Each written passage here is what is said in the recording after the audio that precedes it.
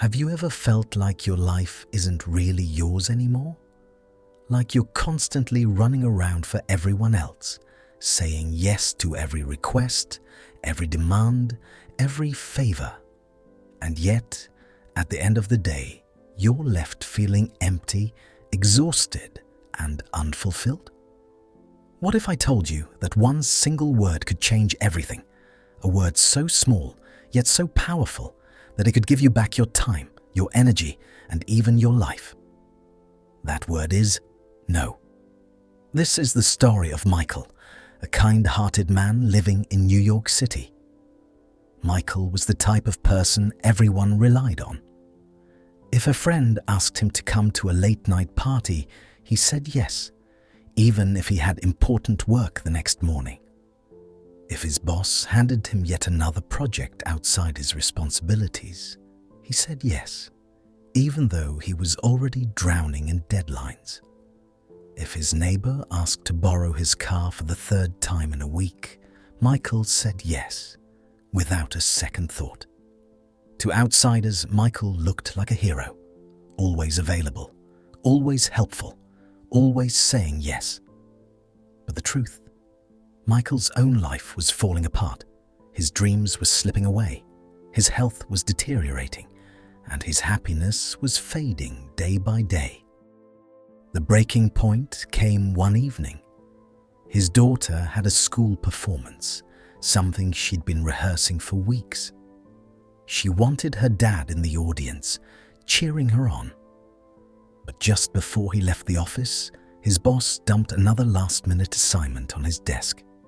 And as always, Michael sighed and said, "Yes, I'll do it." By the time he got home, the performance was over. His little girl looked at him with teary eyes and whispered words that pierced his heart. "Daddy, you're never there when I need you." That night, Michael sat in front of the mirror, staring at his tired reflection. And for the first time, he asked himself, who am I really living for? All these people I'm trying to please, do they make me happy? Do they even care about my dreams? And the answer was clear: number. In reality, Michael had been saying no all along, but not to his boss, not to his friends, not to his neighbors. He was saying no to himself, no to his health, no to his dreams, no to his family. That night changed everything.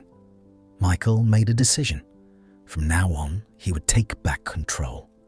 He would only say yes to the things that truly mattered, and to everything else, he would learn to say the word he had feared his whole life: no.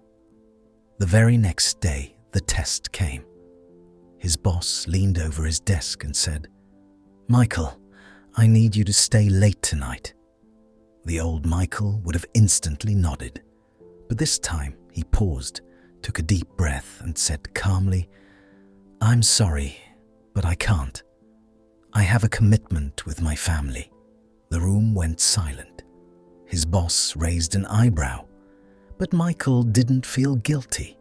For the first time in years, he felt free. Of course, it wasn't easy at first. Some people were surprised.